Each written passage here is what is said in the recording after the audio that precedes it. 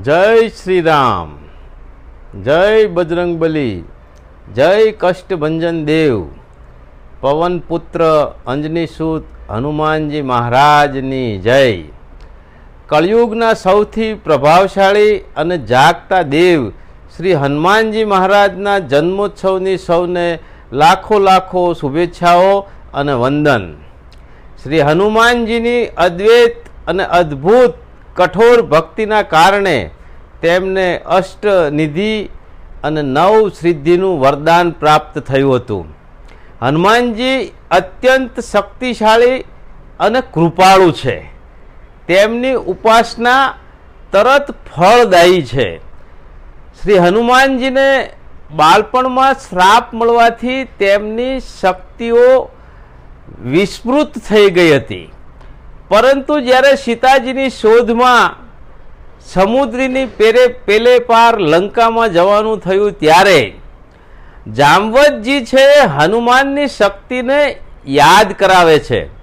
હનુમાનજીને પવન પુત્ર, બળવાન, બુદ્ધિ વિવેક ધરાવનાર, શક્તિશાળી, મહાવીર અને પરાક્રમી છે તેવું સ્મરણ કરાવે છે। તેમની ક્ષમતાઓને જાગૃત કરે છે અને શ્રી હનુમાનજી દરિયા પાર લંકામાં પહોંચે છે અને સીતાજીને શોધ કરી લાવે છે। અને એ પછીની કથા છે એ રામાયણમાં આપ સૌએ જાણી છે, સાંભળી છે, માણી છે અને એનાથી આપ સૌ માહિતગાર છો। રામાયણના 5મા સોપાનને સુંદરકાંડ તરીકે શ્રી તુલસીદાસજીએ હનુમાનજીની પરાક્રમ ગાથાઓનું સંપૂર્ણ વર્ણન કરેલ છે।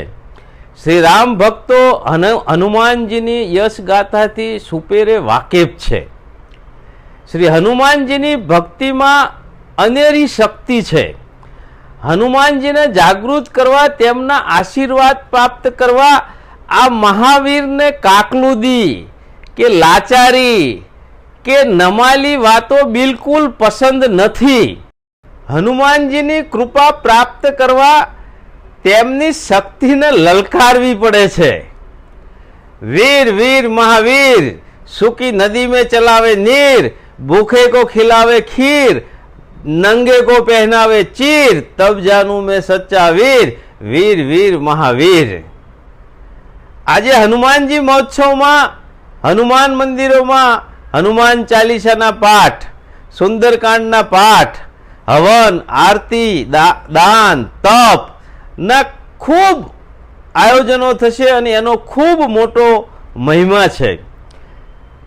સમગ્ર હિન્દુસ્તાન, ભારતનું કોઈ એવું ગામ નહીં હોય કે જે ગામમાં હનુમાનજીનું એક મંદિર પણ નહીં હોય।